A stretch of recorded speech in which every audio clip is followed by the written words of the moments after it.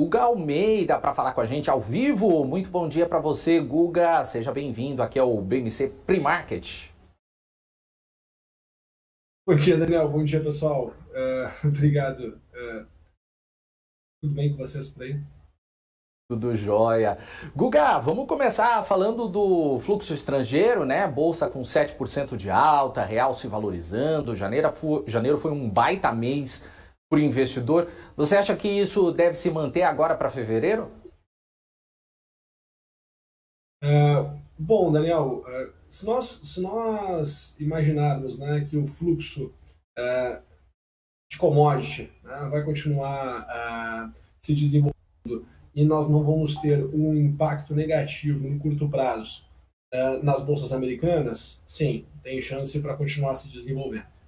Agora, né, se tivermos um pouco mais de tensões, e o mercado conseguir ter uma certa correção, né, uma certa aversão a risco, aí a gente tem que tomar cuidado, porque o fato da nossa bolsa, né, o player do momento, ser um investidor estrangeiro, ele não tem muito amor não às suas posições, né? Ele é muito mais técnico do que o investidor, né, de varejo que, né, tem tanto planejamento, tanta estratégia de se vai estar ou não posicionado no mercado.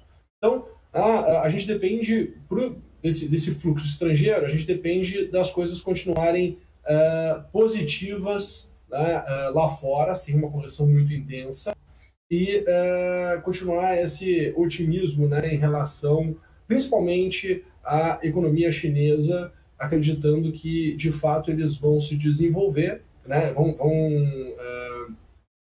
ter incentivos para se desenvolverem, e isso faria com que o preço das commodities se mantivesse nesses patamares e pudessem ainda aumentar. Legal. Agora a gente pode dar uma olhada então no gráfico de hoje, o que você está projetando?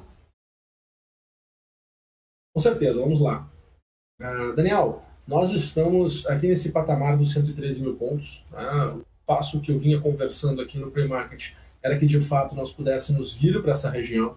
Tá? Acredito, até foi um dos meus comentários na semana passada, né? Eu gostaria que o mercado ele se lateralizasse nessa região, a gente tivesse, né, duas etapas de correção nesse nível de preço, para depois sim retornarmos, né, num processo de alta, quem sabe, né, de curto prazo.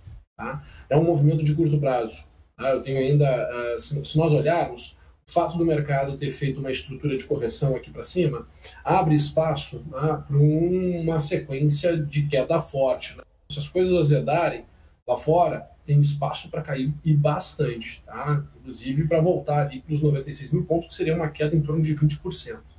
Tá? Então a gente tem que ter esse cenário em mente para não ficar fragilizado no processo de escolha, certo?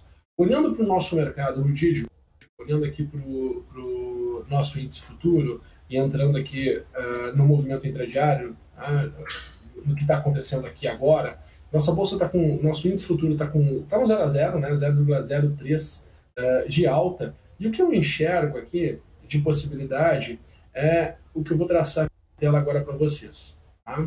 Então, nós pegamos aqui essa janela de dados que está marcada, tá? Que foi uma queda de 1,68%. Nós temos aqui o nosso ponto intermediário aqui na região de 50% desse movimento de queda, tá? O que me gera alguns níveis de projeção.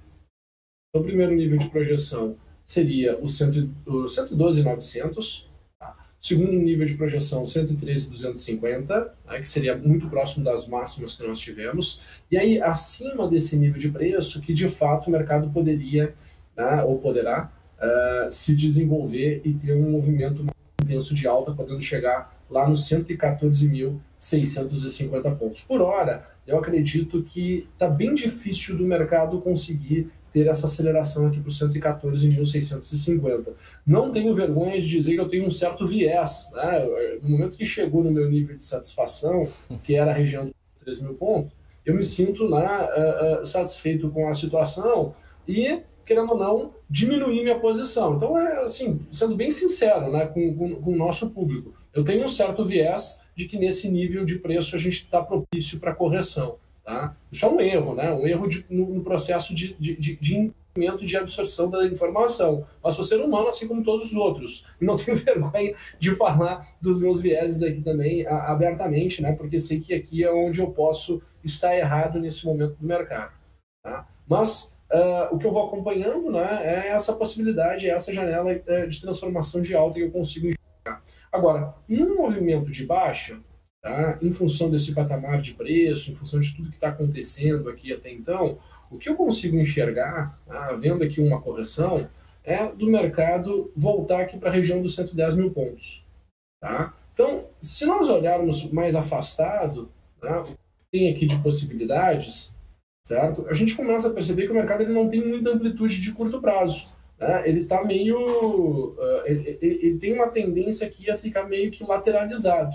Né? Uma queda seria vir para 110 mil pontos, uma alta ir ali para 114.660 pontos. Certo? Aí o que vai depender? Qual vai ser, né, o setor que vai puxar a bolsa. Né? A gente pode ter uma movimentação novamente de commodities. Olha, é uma possibilidade. Né? Bancos, né, podem puxar, varejo. Então a gente tem que ficar aqui de olho o que teria com fazer o mercado ir para um próximo patamar. A força, o fluxo comprador, ele vem lá de fora. Tá? Eu não acredito ou não espero, né, melhor falar, eu não espero que vá ter um fluxo local buscando compras. Tá? Até porque o upside que nós temos, se nós formos olhar o que a média do mercado está projetando para o final de 2022, são 125 mil pontos. 125 mil pontos, se tu for analisar, né, dos 113, nós não temos nenhum upside de 10%. É menos do que a renda fixa. Tá? Então, o mercado, né, ele fica calculando, pô, quanto tu tem de upside? Então, tu não tem aquele fluxo, né, muito intenso aqui local para ir às compras. Né? Então, a gente continua dependendo, sim, do fluxo de estrangeiros, mas, né, o que a gente tem percebido é que desde o dia 27 o mercado tem, né, puxado já o freio de mão, já não está aquela euforia nesses patamares de preço, e ela pode voltar sim, se por um acaso o mercado tiver uma certa correção. Legal, boa, Guga. E Guga, a empresa que mais subiu em janeiro foi a B3, né, com quase 32% de alta, e a que mais caiu foi a Localweb, com 22%. Queria dar uma olhada nelas, Guga, e o gráfico mostra essa tendência para cima e para baixo? Vamos lá, vamos ver o que está a gente tinha aqui na B3.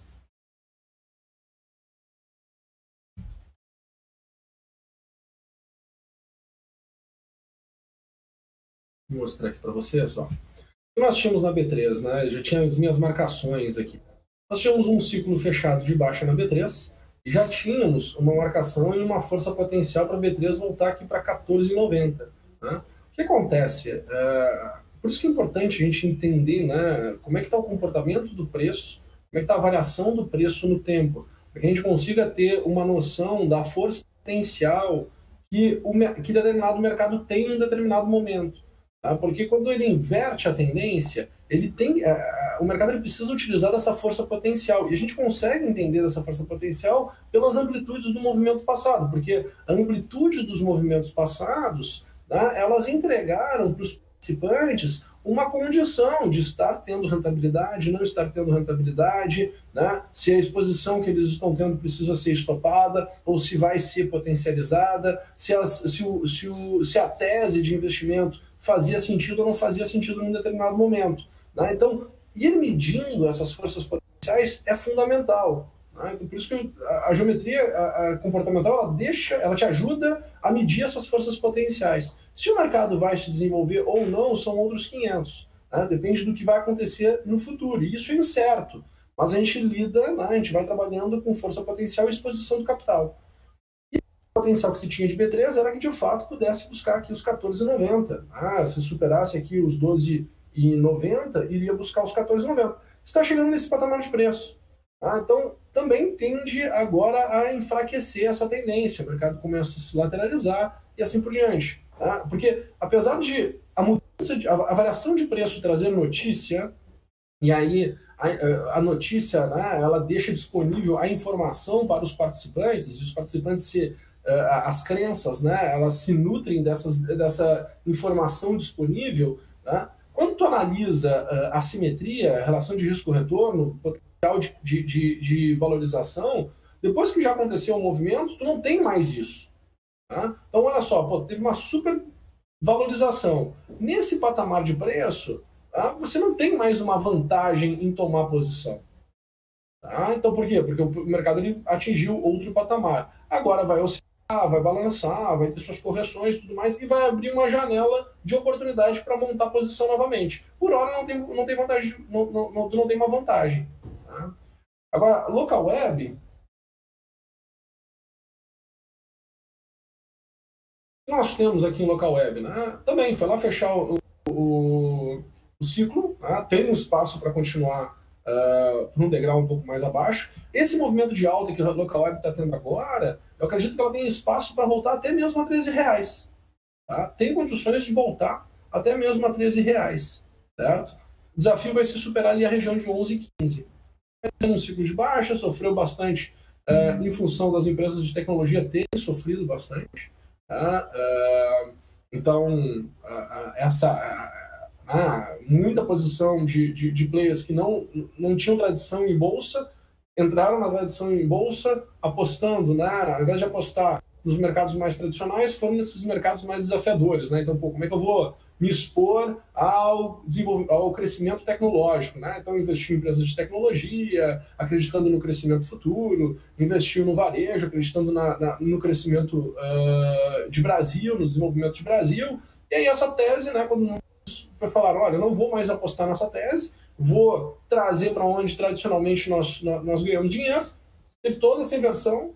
E aí, obviamente, as empresas de tecnologia, ou que têm, né, uma pegada tecnológica, sofreram em função de ter um fluxo muito forte de venda. Né? O mercado vendeu muito peso, né? Zerou suas posições com muito peso. E a gente viu todas as movimentações, não só na Local Web, mas Banco Inter, Magazine Luiza, Melius, né? Cash 3, enfim, todas as empresas com uma pegada tech sofreram muito forte no mercado. Perfeito, Guga. Dou um tempinho contigo, volto daqui a pouquinho aí pra gente comentar